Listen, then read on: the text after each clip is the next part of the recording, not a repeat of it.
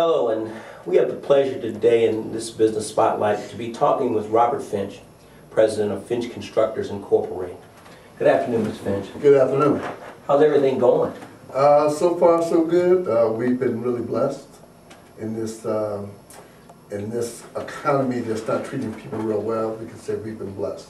Well, that's good, and certainly as we talk, we'll touch on that because obviously the economy and what goes on with this is very important. But how did you start Finch Constructors? Well, to be honest with you, I think business has always been in my blood. I've always worked for myself, even though I had other jobs, and construction was always intriguing to me. I like building things. I like seeing things come from the ground up, from the design stage to the development stage to the actual building of it and the rendering of it. So it's always been in my blood. What then, Finch Constructors Incorporated, and yes. I heard you say a lot of things. What would you say is Finch's primary area of business? What's the real driver? Well, the real driver is our mechanical, electrical, and plumbing division. Okay. I started off many years ago as a pipe fitter. Okay. Went from that into business as a mechanical contractor.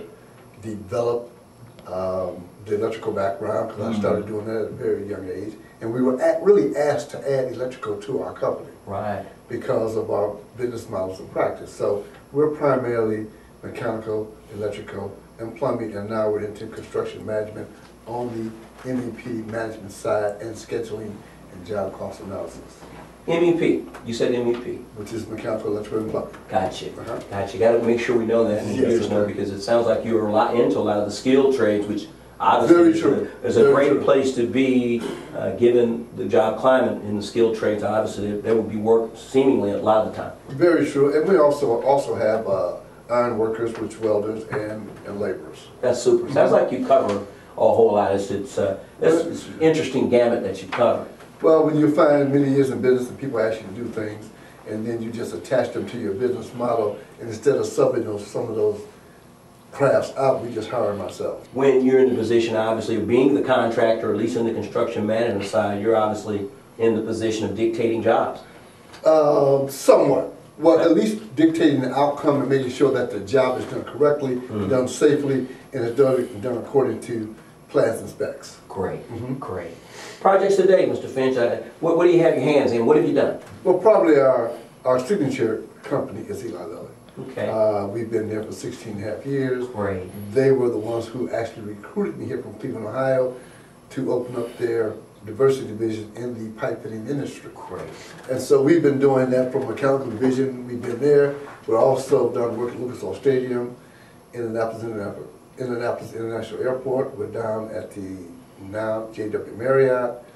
We just won some contracts with the Belmont wastewater treatment for the CSO project, and we're currently working in Kentucky at the University of Kentucky, Norton's Healthcare, and we just won a project at the University of Kentucky. Really, yeah. What are the challenges? Well, I think for us, we're a family-owned and operated business. If I fail to say that, I need to mention that now, and that's getting people who understand our concept of business, who want to come along and see our company as a stepping stone for them, that they can grow their talents and be a part of our team. There are a lot of talented people out there, but getting them to buy into your system, your concept, and knowing they have to develop slowly, and knowing they're with a good team, I think is one of the challenges for us. We get a lot of resumes with people, we interview a lot of people, but finding that right niche, that particular person, male or female, doesn't matter to us, to buy into our concept and the way of doing business and not being in too big of a hurry. Folks coming along want the microwave. They want it to be fast, and knowing that you've taken some time to develop this. Very true. And I think that's great advice for those coming along, that it's good to work with someone that has done it. Yes. And you grow it, but also take your time, grow and be proficient. Am I hearing you say that? Well, I mean, that's very true, because we look at our customer base. It took years for those customers to grow into the size that they are. And we're real methodical about how we grow and develop our company. Like I said, we're a family-owned operated business.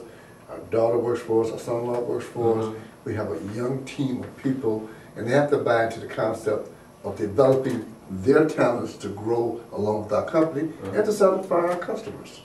Well, I greatly appreciate it, and in some of the areas of work that I do, one of the biggest statements, Mr. Finch, that I make to people is, everyone needs money. The big guys need money. True. But most folks don't understand the real nexus, the most important part of business, which I think you've identified, is managing growth. True. Because you could grow too fast or not enough or not be in a position. So I greatly appreciate it. I think it's a great message. And you heard that too, right? Mm-hmm. Managing growth. And that's really what we do. We manage growth and develop our talents and satisfy our customer needs. We've been able to grow our firm, add on, like I said, we started off as mechanical, then we added electrical, then we added scheduling, then we added job cost analysis. There you go. Now we do safety. But that's a growth pattern that you have to be methodical in, and people have to buy into the concept that it's a slow growth.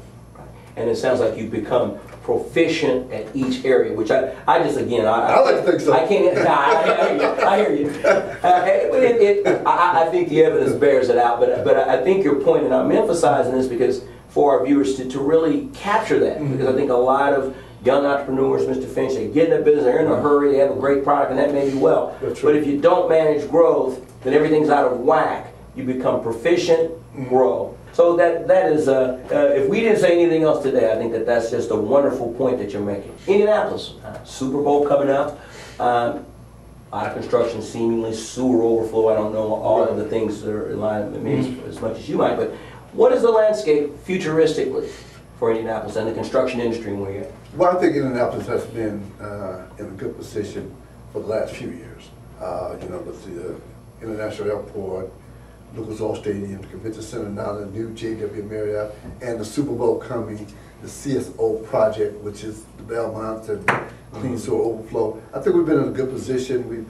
This economy has been really healthy, and I think those of us who have put ourselves in position to capitalize on that are going to benefit from it. Right. But then on the other side, those of us who do capitalize, there's always another tier who can capitalize on what's left. So it's always a trickle-down effect, and I think those of us who cannot be on those projects need to look for other opportunities, because the opportunities will be there. Got to keep looking for new cheese. Oh yes. Yeah, and I heard you say CSO, and I hope I'm saying this right for the benefit of the listeners.